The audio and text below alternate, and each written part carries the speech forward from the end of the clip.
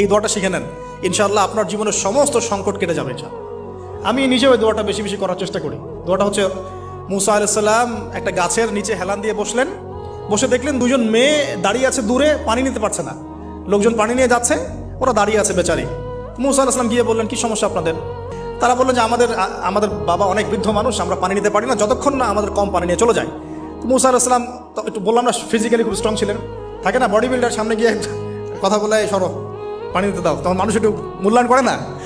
তো মুসা আলাইহিস সালাম এভাবে পানি নিয়ে দিলেন এবং বাছুরদেরকে পানি পান করালেন, করিয়ে গাছের নিচে এসে বসে আছেন।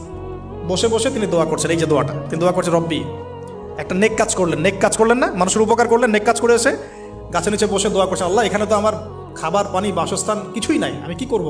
রব্বি ইন্নি লিমা আনজালতা ইলাইয়া মিন খায়রিন ফাকির, রব্বি ইন্নি লিমা আনজালতা ইলাইয়া মিন খায়রিন ফাকির।